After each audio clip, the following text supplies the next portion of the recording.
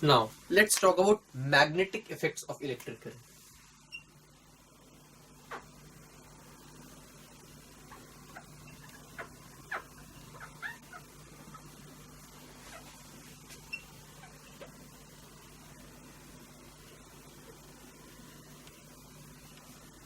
अब as the name suggests, magnetic effects of electric current, नाम के हिसाब से ही हम ये चीज गेस कर सकते हैं कि अगर मैं कहीं पे इलेक्ट्रिक करंट को लेकर जाऊं तो वहां पर कुछ मैग्नेटिक इफेक्ट्स हम देख सकते हैं. ना what are magnetic effects?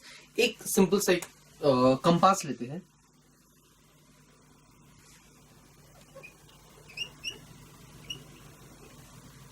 We all know what is compass. ये कंटिन्यूसली रोटेट करता रहता है. अब मैं अगर किसी मैग्नेट को इसके पास में लेकर जाऊं तो ये अपना रिफ्लेक्ट करेगा. किसी भी डायरेक्शन में कर सकते हैं, डिपेंडिंग ऑन साउथ पोल है या नॉर्थ पोल है, ये रिफ्लेक्ट करेगा. अगर मैं अपोजिट साइड को इसके पास लेके जाऊंगा तो ये अपोजिट डायरेक्शन के अंदर रिफ्लेक्ट करेगा. Okay, so this is how a compass will behave in presence of magnet. Okay, आप इस एक्सपेरिमेंट को इजीली घर पे कर सकते हो. Compass and magnet both are easily available things, और you can ask your teacher to provide you those things. अब हमें क्या करना है, एक मैच बॉक्स का जो अंदर का जो डिस्क होता है वो लीजिए, उसके अंदर हमें रखना है कंपास. ये है हमारा कंपास. अब इसको अब हम कवर करेंगे वायर से. ओके, एक वायर को इसके ऊपर वूंड कर देंगे. ये है हमारा इलेक्ट्रिक वायर. अब यहां पर मैं एक बल्ब अटैच कर देता हूं, बैटरी,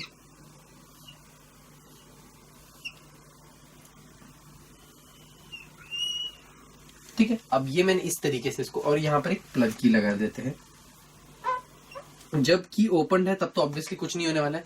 जैसे ही मैं की को क्लोज कर दूंगा तो आप देखोगे ये जो कंपास का जो नीडल है ये रोटेट होना, डिफ्लेक्ट होना शुरू हो जाएगा. Basically it will start deflecting किसी और डायरेक्शन में. The moment you will of the plug की, ये फिर से अपनी जगह पे आ जाएगा, और जैसे ही हम वापस से ऑन करेंगे ये फिर से डिफ्लेक्ट हो जाएगा. अगर मैं टर्मिनल्स को चेंज कर दूं, यहां पर नेगेटिव यहां पर पॉजिटिव कर दूं, तो ये अपोजिट साइड में डिफ्लेक्ट होगा. ओके, सो ये मुझे एक चीज बता रही है क्या, कि अगर मैं किसी भी वायर के थ्रू इलेक्ट्रिसिटी को पास करूं तो it starts behaving like a magnet.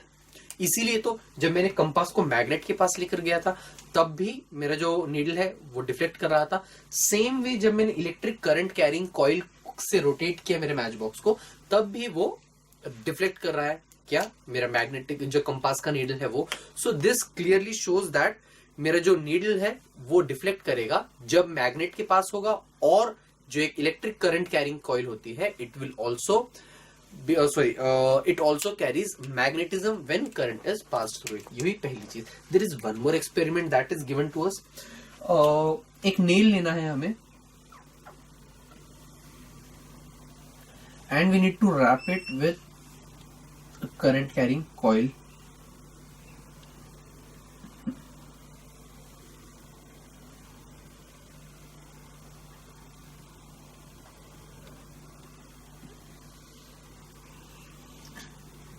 और हमें इस यहाँ पर अटैच कर दिया है, हमने एक बैटरी के साथ इसको अटैच कर दिया है, और यह की.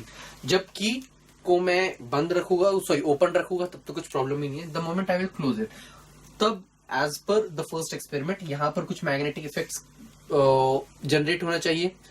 तो अगर मैं कुछ रेगुलर आयरन नेल्स को इसके पास लेकर जाऊं तो it will start attracting towards this big nail. So it again clearly shows that magnetic impact is created, a magnetic field is generated जब मैं किसी भी current around a current carrying coil whenever current is passed through it. So this is basically what we call magnetic effect of electric current. The moment we will close it, तो ये nails जो है वो attract होना बंद हो जाएंगे, क्योंकि अब मैंने की को ऑफ कर दिया है. अब कोई करंट फ्लो नहीं हो रहा है, मतलब कि मैग्नेटिज्म नहीं है.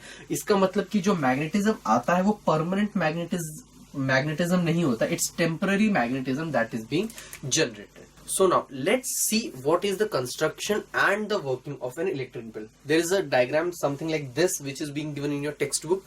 Please refer to the diagram that is in your textbook because my diagram is not that good obviously.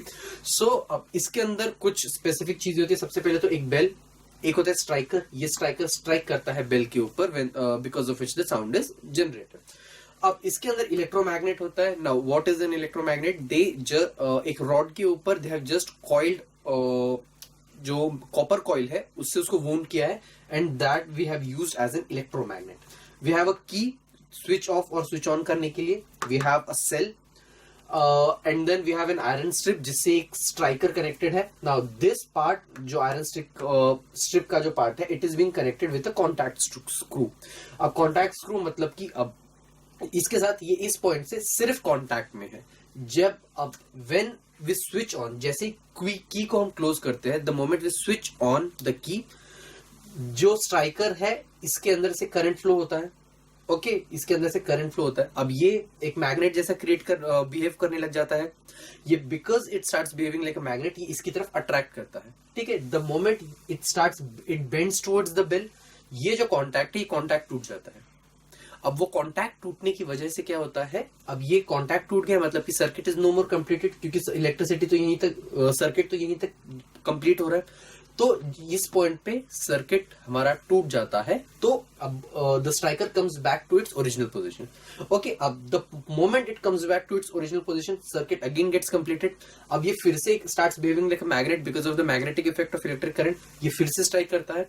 जैसे ये स्ट्राइक करता है, कॉन्टैक्ट टूट जाता है, ये वापस अपनी जगह पे आ जाता है. जैसे ही अपनी जगह पे आ जाता है, वापस the same process is repeated. इसीलिए ये इस तरीके से स्ट्राइक करता रहता है because of which the sound is generated.